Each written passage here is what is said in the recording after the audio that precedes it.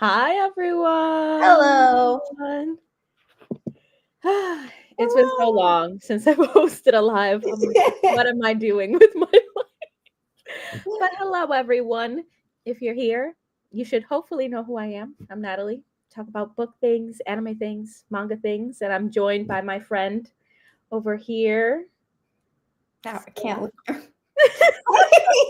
Hi. Broken heart. Hi, I'm Steff. I also read things. And hello. So we're So we're here to talk about Chuck Tingle, which was our January buddy read, which I absolutely read weeks before Steph did. But it doesn't matter. It's okay. It all works out in the end. And I don't even know how to describe this book.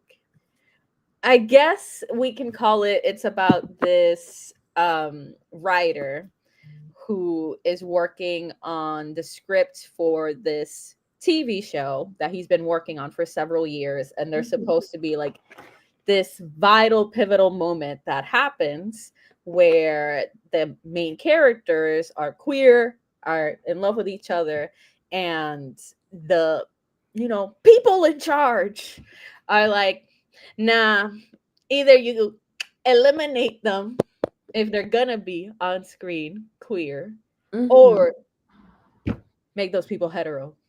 No gayness here. And he refuses to do that. And then bad things start happening in his life, which include, maybe some of his characters coming to life, question mark. That's the mystery that he has to figure out. Are they real? Are they stalkers? Are they fans? What's going on? So that's the general premise of it. I rated it 4 stars. I really, really enjoyed it, but I wasn't like, this is the most amazing thing ever. I just really liked it, and I've read Chuck Tingle before. In some twisted way, I love his other stuff more. But this one's really good. This one's really good. I just love the chaotic energy of his other releases. So that's Well, I've yet to read his other chaotic energy, but that is definitely coming up because I gave it 5 stars. It was completely my flavor of monster horror. Whether the monsters are real or not is not what we're currently yet discussing. But the intense, I guess, like I was on the edge of my seat whenever those scenes happened, and that took me where I wanted to go. So I was like, I'm having a great time. Oh my gosh. Okay. So what can we talk about? Okay, well, I don't know if you said this already, but the title, Bury Your Gaze. Are we spoilers or non-spoilery? I think we should try to do some non-spoilery things, but Okay. I don't know. I'm Okay. down for whatever. Okay. Yeah, so I think trying to keep this non-spoilery, the title Bury Your Gaze, right? Which comes from and historically like gay characters not getting happy endings in stories, like being tragic stories in order for like viewings and whatever the case may be. So we have his characters that are being asked to be on the chopping block, as you mentioned. And then Misha himself is also gay and he has a partner. And so because he's kind of going through something horrific as well with like these people that are following him and odd things that are happening to him, it's like that double narrative. Like his life is kind of going through a tragic experience. Especially when it comes to, I think, like if we add the layer of his job and what he loves to do, but he feels like he can't fulfill that. So there's some like tragedy in that as well. So there's like these layers of like queer tragedy that are happening. Yeah. Yeah. No, I think the title is very significant. Mm-hmm. It's purposeful and it's kind of the whole onus of the whole thing because he doesn't want to bury the gays, even though that's what he's being asked to do if there's any chance of the storyline going more or less how he wanted it to. Um, and it ultimately is kind of about challenging that from beginning to end. Like, why do these stories have to go down this path? Why can't it be happy or just varied? Because it's ultimately about queer characters being able to have different stories, not all cookie cutter the exact same way.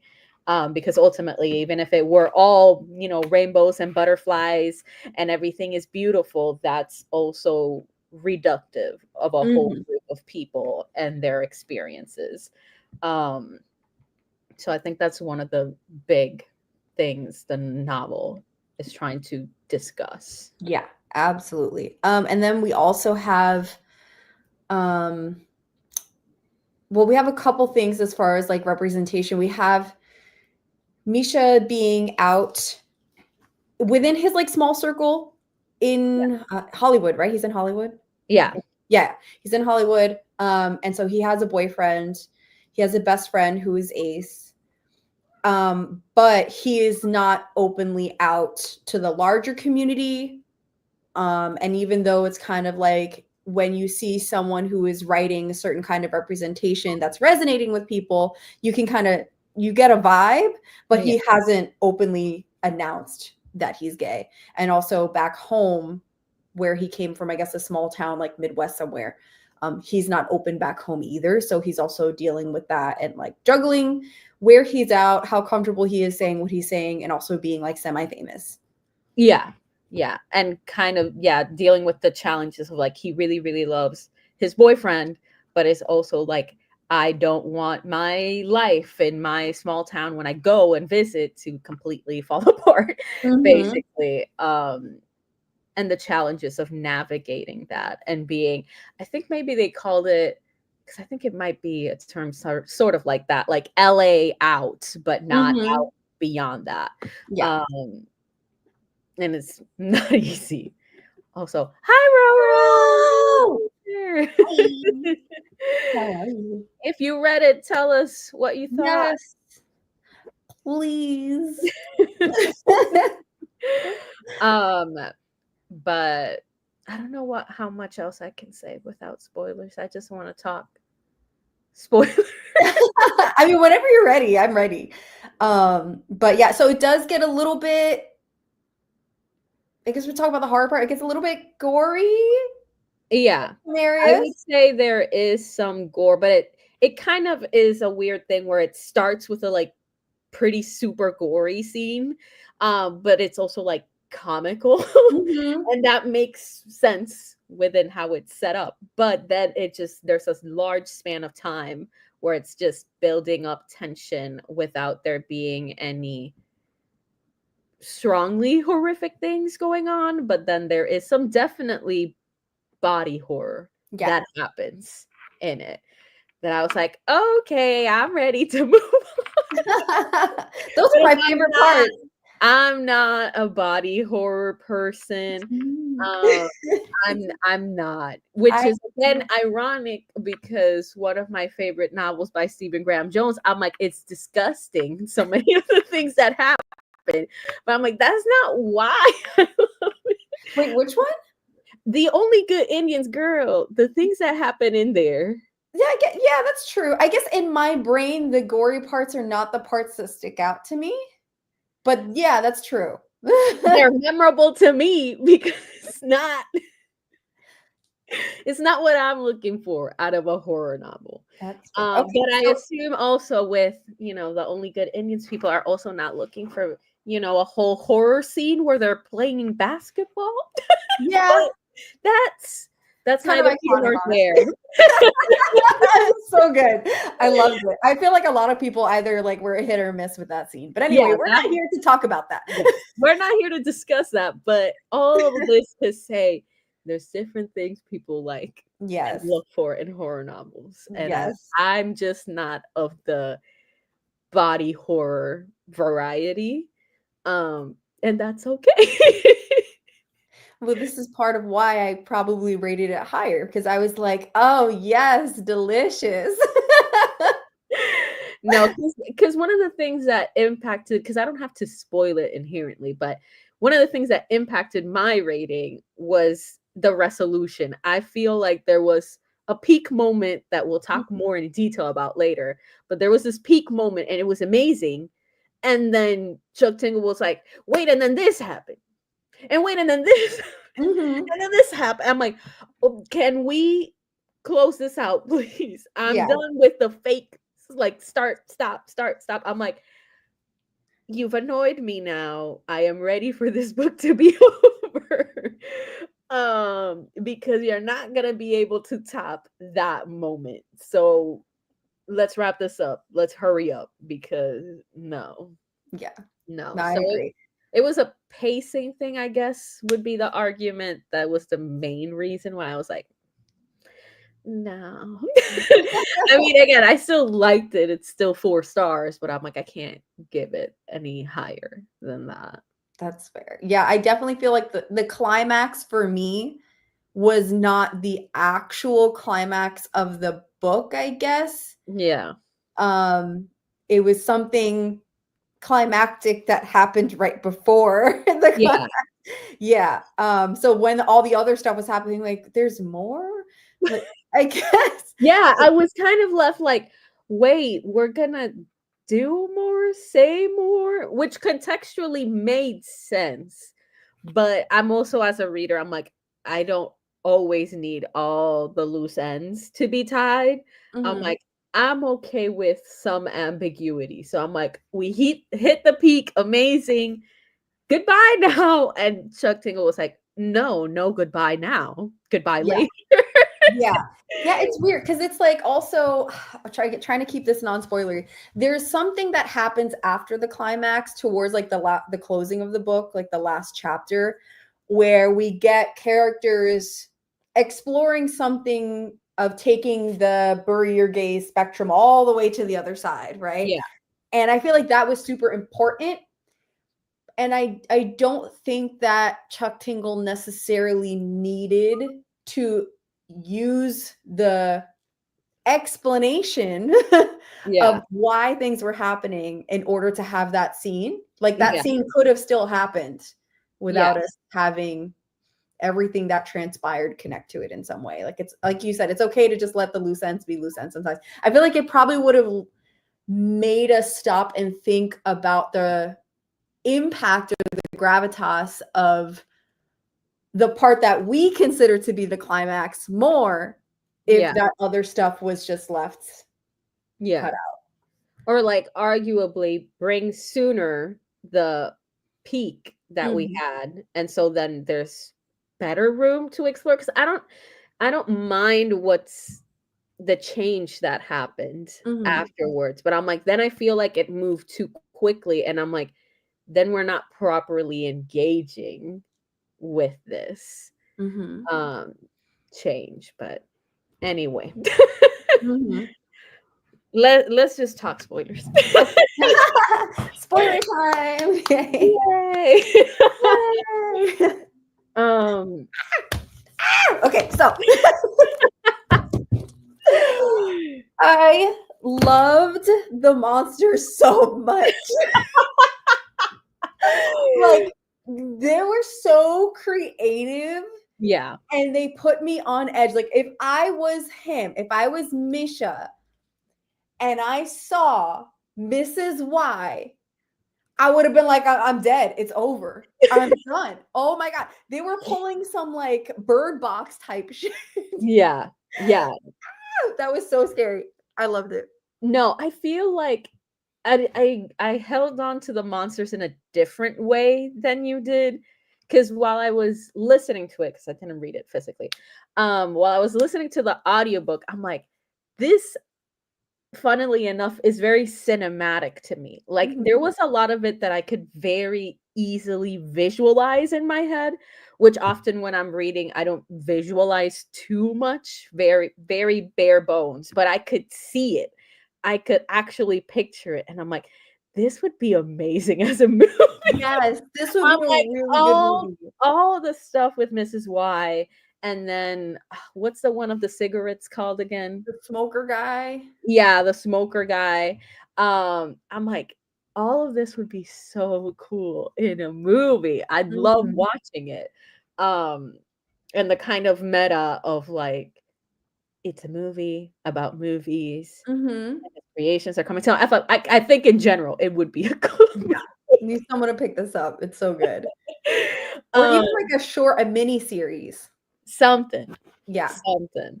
Um, and that's kind of the part of it that I enjoyed the most. That I'm like, oh, I can actually see this in my head, and I'm like, amazing, Love it. beautiful.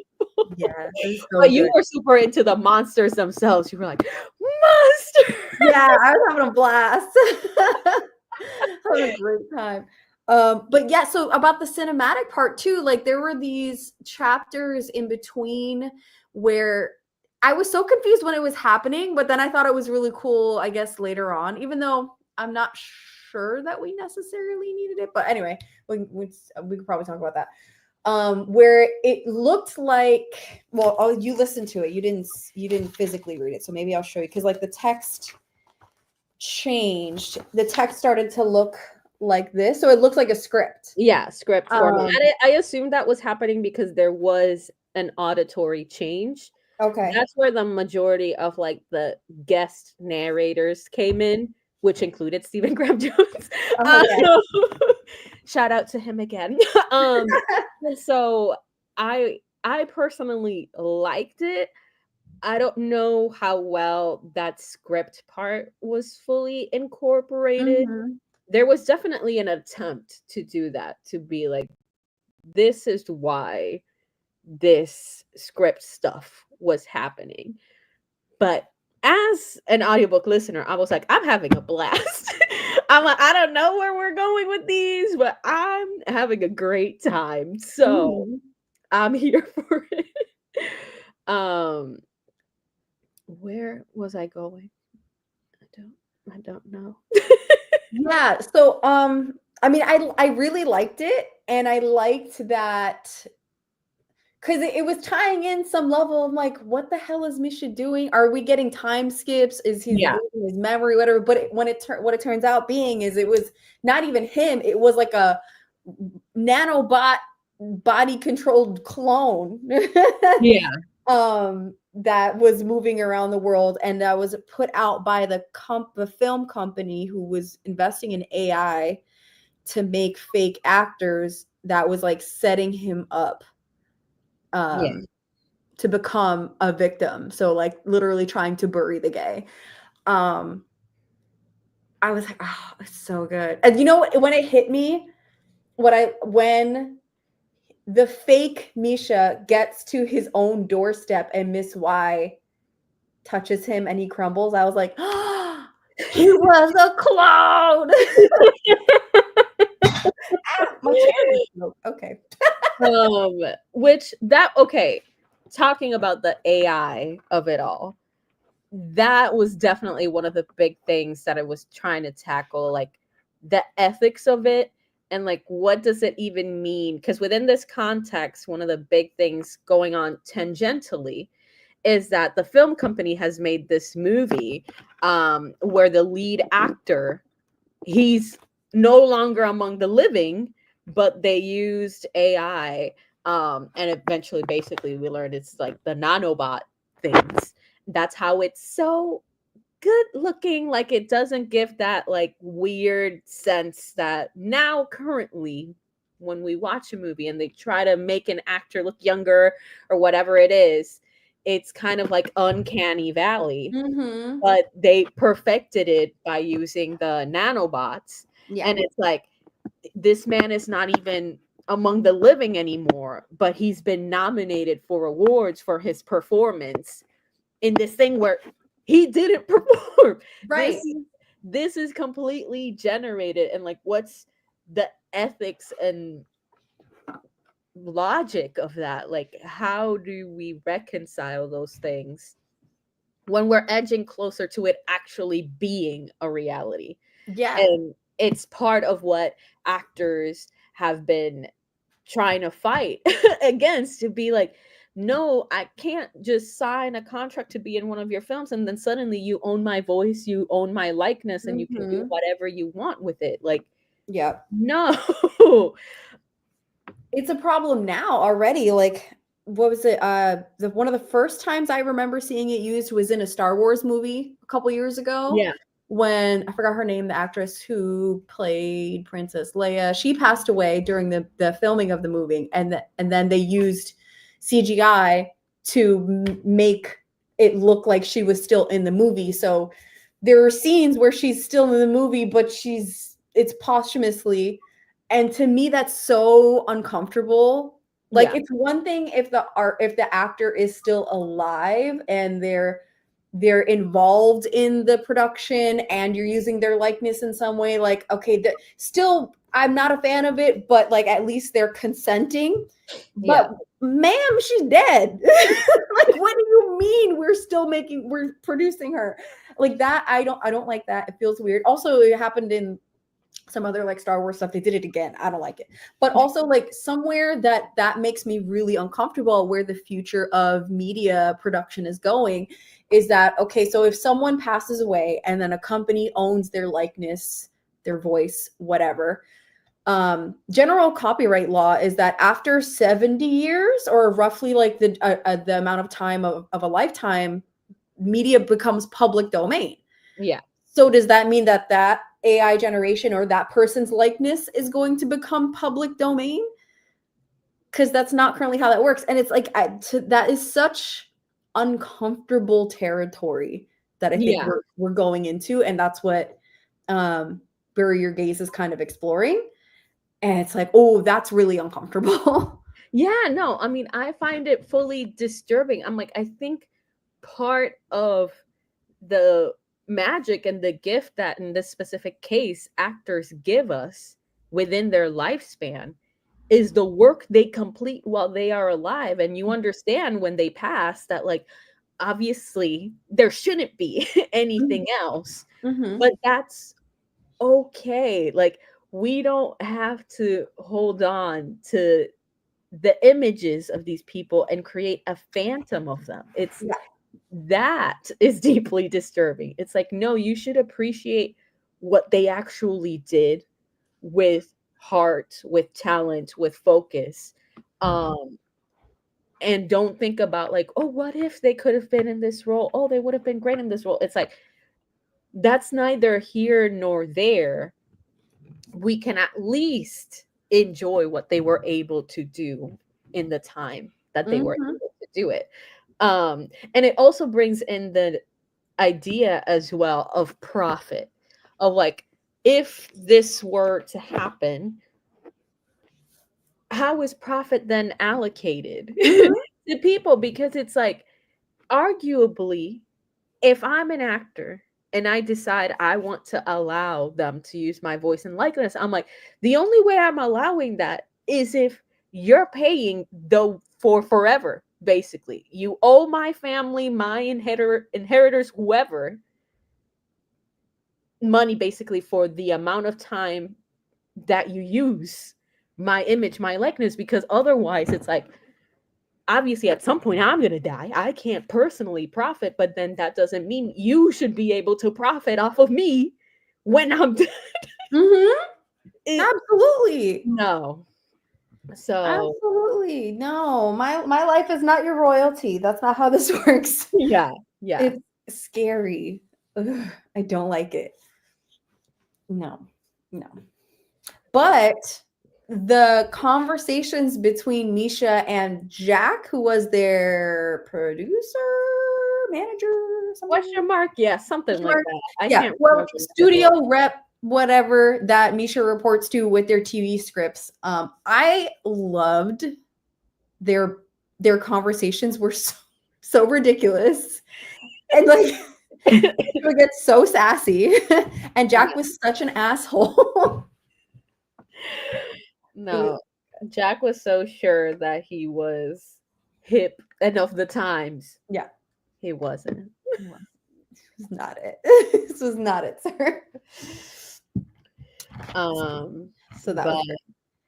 I think the other big thing I want to talk about is what I would say probably is both our favorite scenes Okay. of the book, because that's at the heart and what goes into the other big thing that I think Chuck Tingle's trying to talk about, which is the commodification of queerness and Mm-hmm. representation, and how inherently dehumanizing that is. Yes, absolutely. So the climax for us was at a award ceremony. I don't know if we like I specifically think it called was the Oscars. It was was it meant the to be. Oscars? I'm pretty sure Okay. it was meant to be the Yeah, Oscars. so Misha was nominated for an Oscar for screenwriting, and ultimately gets the award and then goes on stage to make a speech. And that's where Chuck Tingle really gives us like the moral of the story and the crux of what Bury Your Gaze is really about. And Misha declares how important it is that we have stories that, one, allow people to see themselves, because when people don't see themselves, it's, even if it's not stated, it creates this barrier and ceiling, and a glass ceiling in their mind that, you know, who they are will not allow them to become what they want to be, and that there's something wrong with them for not seeing other people doing things that are valuable to who they are as a person.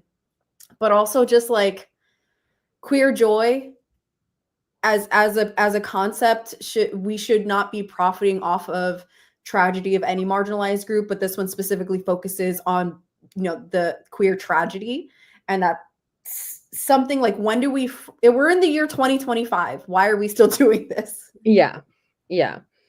And that whole speech is what ultimately makes it so that the AI nanobots things are like, okay, then now we're only making queer happy things, because now that's what's profitable, because he made that big speech and everyone loved it, and so now it's only gonna be happiness and rainbows, and there's no conflict, there's no problems. And it's like, that that's not the solution Mm-hmm. either, because only giving two pathways, where one is you died tragically Right.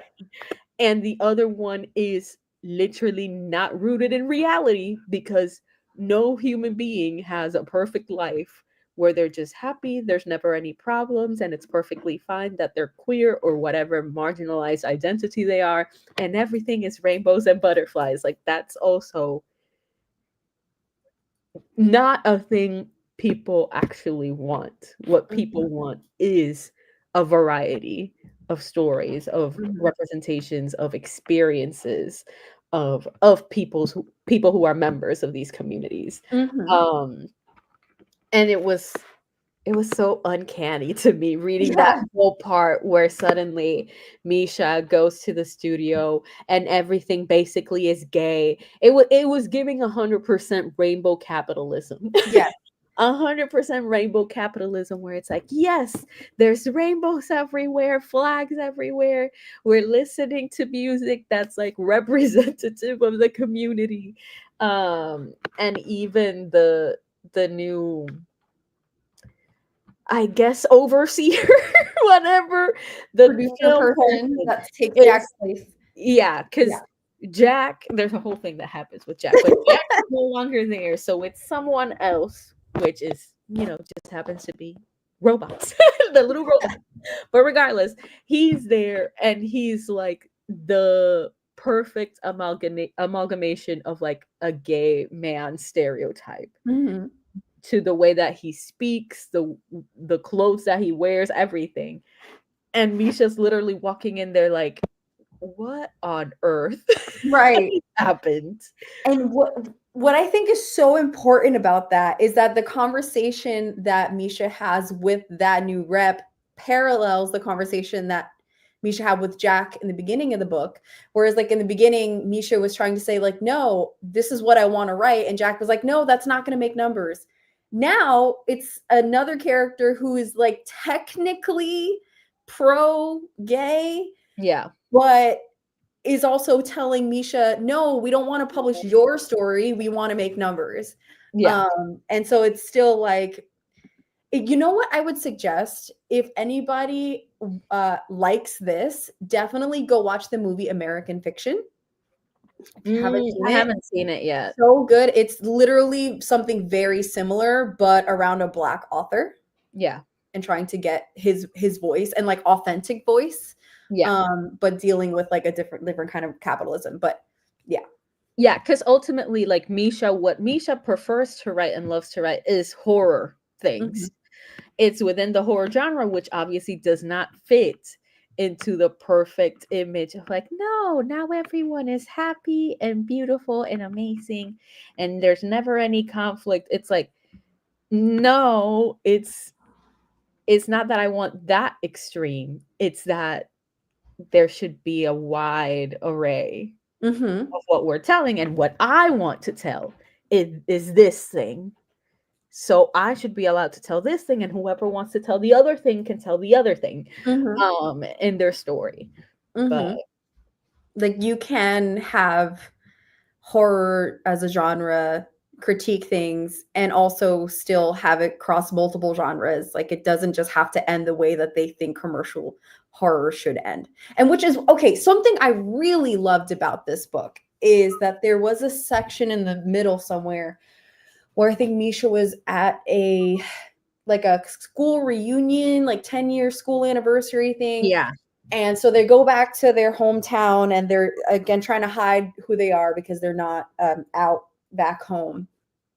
And people are like, "Oh, you're a big shot Hollywood writer." And they ask him questions in which he has to start explaining to them what makes a horror genre and that the horror genre can be nuanced. It's not just splatterpunk, it's not just gore, that you horror critiques not just the person but critiques societal things that's as a society that we deem uncomfortable, uncanny, inappropriate, and like plays in that boundary of what is comfortable and what is not in many larger arenas that I think a lot of people don't really think that can be nuanced. And I'm like, yes, Yeah, yes. one of the big things it's discussing and arguing is actually what Misha got nominated for. Mm-hmm. Because the film he got nominated for was the short film that was significantly different from the things he usually writes, Mm-hmm. which again is horror. So it's bringing in as well this aspect of like, yes, horror can be complex Mm-hmm. and rich with themes and discussions, things that it's trying to say. And the stereotypical, powers that be that recognize good work, excellent work, both within the US and supposedly, across the world, because Mm-hmm. the Oscars is a hot mess. But Mm-hmm. it's very, very rare for horror at all to be discussed in those circles because it's seen as inferior. And we Mm-hmm. see that right now because a lot of what I've been engaging with some of the videos I've been watching, video essays, is actually about Emilia Perez, the movie, which I haven't seen, I haven't but a seen lot it. of people have had very negative responses to, both because of its racism and representing Mexico and Mexicans, but also the trans experience. It it's a lot. They offended both trans people and Oh no. Latinos, and it's been a hot mess. And it's parallel to a film that is horror, and it's specifically like a body horror called The Substance. I also haven't personally seen it, but it's inherently exploring the way that women, and especially women aging, is seen as monstrous in society. Mm-hmm. And it's about this woman who in essence becomes addicted to this medication that allows her to present as younger, but the more she uses it, the longer she's using it, when she inevitably has to return to her current self, she'll be even more aged and more monstrous than Mm-hmm. she would have been if she just hadn't used it at all. And Sounds it's like it's giving Dorian Gray. so it's a movie that a lot of people who have seen it are like, this should be getting nominations, Mm-hmm. not the hot garbage that was Emilia Perez. But inherently, because the substance is a horror film, it's being ignored for that kind of recognition, which is part of Mhm. basically what this is talking about Mhm. with the added lens of queerness, of like, not just one type of story should be what's considered um high quality Mhm. film. Highbrow. Mhm. Yeah, Roro, I'm glad you loved it. I have been thinking about watching it. I'm terrible at getting around to watching movies. Eventually, it'll happen because a lot of YouTubers that I really appreciate their perspective on films and media have loved it. And I'm like, that means I need to see it. But when the stars align, that's kind of how I go with any movies, TV show, anime I watch. I'm like, when I feel it in my spirit, it will happen. Yes, same. So, But I'll add it to my list because I'm a more avid horror movie watcher. So yeah. the likelihood that I'll get to it is higher than 1 to 2%. I'm not gonna say that, but higher. um, But yeah, 100%. Oh, I didn't know that. oh, the original studio dropped the movie and an indie saved the substance. I Nice. didn't know that part about it. That's interesting. Good job, movie. Hmm. No. Okay. People are scared. We Like the are. people who make films and whatever are scared. And I'm in general, I feel like that's severely negatively impacting the filmmaking industry. Yeah. They're so scared about losing money, not making money, that a lot of the stuff they're making is incredibly derivative and Yeah. awful. Like it lacks any heart. Mhm. It's literally what is going like there could be movies that are honestly they're making money, but if it's not hitting the quota that they're looking for, it's still considered a failure. But it's like you made money. You didn't net zero. Yeah. So why are we considering anything that's not a viral or like whatever and not a success? Success can look different for different people.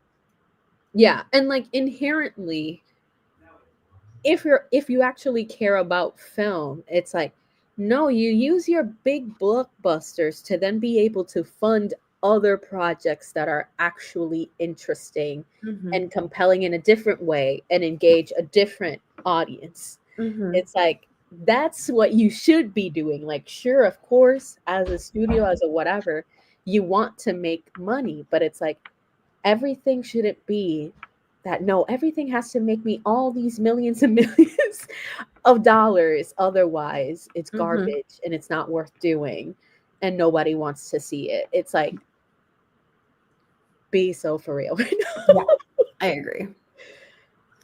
I agree. Yeah. Oh, well, you know what we haven't talked about? Tara, Mm-hmm. the best friend.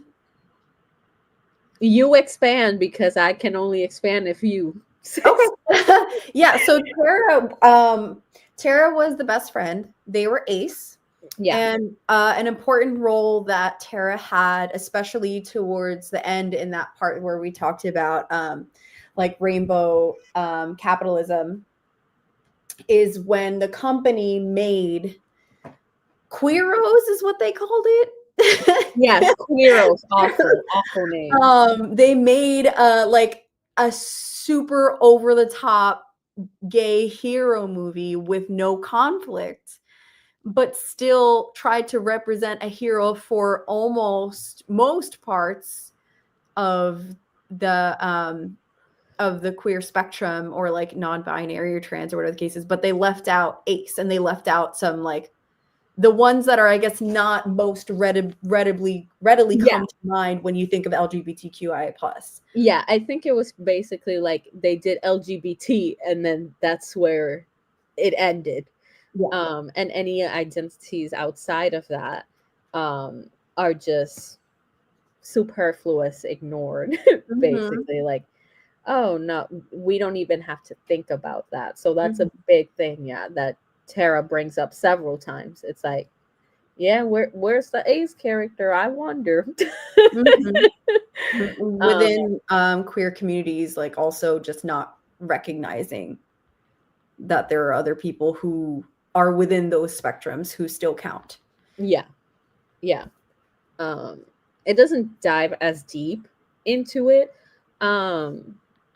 But he did include, I would actually say that he does have a few of his like short stories that are unhinged that do kind of deal with a little bit more that aceness and the experience of that, both within how other people think about it, react to it, all that kind of stuff. But obviously with his layer of insanity. But there was just enough room in this one to explore it super deeply, I would say. Yeah. And also Misha's partner, I forgot his name. What's his name? His boyfriend. I think you mentioned it a few times to me when you were messaging me, but I can't remember him anymore. I don't remember. Zeke, that's what it was. Yes. Zeke. Yes, his boyfriend. I really liked his boyfriend at the end. I loved him. Yeah, you did not trust that man for the I did not trust this man. No, he was too perfect. He was too much the perfect part. Listen, if my fiance came to me right now and said, babe, there's aliens in the living room, I'd be like, baby, are you okay? You need some water? You need some sleep? You're like, no, they're green and they have big heads. I'm like, do you need a nap? Are we hungry? Like my immediate reaction wouldn't be, okay, well, they're here to abduct us, and what are we gonna do? Like when Misha came to him and was like, there are monsters, boyfriend was like, let's go, ready to roll. And I was just he's like, okay, so how do they work? What can they do? What can they not do? Right. Like I was expecting there to maybe be a scene where he's like, okay, like I'm hearing you, I'm listening, but also I'm a little like, monsters are like, okay, what? But no, he was from the jump. He was like, well, time to rock and roll. And I'm like, he's a little too down to clown. No, he was at least, to me, giving a bit the stereotype of like a Virgo. It's like, okay, now we need to make lists. We need to organize the information. What do we know? What do we don't know? And it's like, love this energy. And I love my Virgo friends who have that energy. But it's like, you're giving a bit too strong ride or die. I need some more skepticism. Like he had some, because he was still like, okay, let me put through analysis the like ash that I think was on the phone of Misha's phone, that they found there, because he's like, I don't know that it's what you think it is. So let's put it in the lab and analyze what it actually is. But it was still not enough skepticism. I'm like, that was like the lowest level of skepticism a character can ever have. Yeah. That's where he was at. It's like a small sprinkling and that's it. I think personally, I did have some skepticism about him to begin with, but I don't think it lasted quite as long as it did with you. You were basically the majority of the novel, you were like, Zeke's gonna do something. Yeah. I was messaging Natalie like, I don't trust this man. and I just had to sit there being like, wait until she finds out nothing. It's nothing. Nothing's going to happen. He's fine. He's just a nice dude. That's it. Yeah, which in its own way is actually really refreshing. When I finally realized that nothing, I'm like, oh, okay, I've never had that happen before. You just have a supportive boyfriend in the house. That's it. Yeah. That's all. But speaking of the boyfriend and the whole situation, I do think though that the novel didn't dig into enough of Misha's own, like, I guess we could call it prejudice or like things, because there is the whole scenario in their relationship where Zeke is bisexual, if I remember correctly, and Misha is gay, and Zeke is like, I feel like you have some level of shame that you're not not only just are you dating a man, but you're specifically with a bisexual man. And I don't think you've unpacked that. But I also don't think in general it gets unpacked, because there are a lot of things. Like, we have the whole part where Misha goes to his small town for the reunion and whatever, and he easily falls back into the patterns of, like, I have to conceal, don't feel, which is understandable. But it's also like, I feel like if you're gonna mention this, then I'm like, you need to push harder then. It can't just be, yes, this happened, yes, I know it's wrong, which it's not inherently wrong. Like, the way a queer person decides to live in order to survive and keep their own happiness is up to them. There's no right or wrong way of doing it. But I'm like, if we're going to try to push, then we need to push harder than what this did. Yeah. If that was the case, then don't bring it up. Yeah. Yeah. It's like, you can just leave it at the difficulty of how he's experiencing stuff without bringing that part of, like, think about this more, because then we don't actually do that. Yeah. If anything, what we get most of, which also, like, was really sad to see his flashbacks from when he was little. Yeah. And how he felt suppressed and how he dealt with homophobia from, like, friends or family, stepdad, I don't know, stepdad, or, like, guy who was dating someone. I don't remember. It was, I mean, the biggest villain in his life was, I believe, if I remember correctly, his uncle, because he's who the smoker is. Yes, his uncle. His mom would ask his uncle to babysit. Yeah. His mom would ask his uncle to babysit, and his uncle was a horrible, horrible man. Literally, at one point, to keep his, dirty little secret that he was looking at graphic images of men online. He's like, I'm gonna invite my girlfriend over, and you're going to stay in my car, and it's the middle of winter. It's freezing cold. And you're not gonna tell your mom. That's just how it's gonna be. So you don't tell your mom this, and I don't tell your mom what I know. And it's awful. Yeah. They're weaponizing his identity. Yeah. Against a child. Because, to be clear, Misha at that point was a child.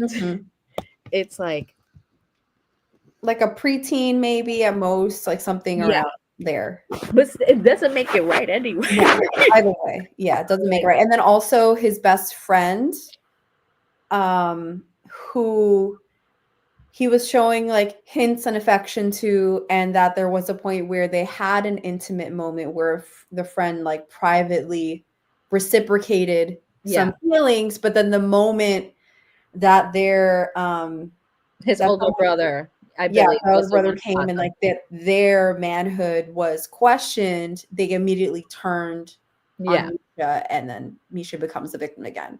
Yeah. It was a lot. Yeah, it was a lot. To me, those were some of the more, like, horrific scenes that were harder to swallow. That was hard.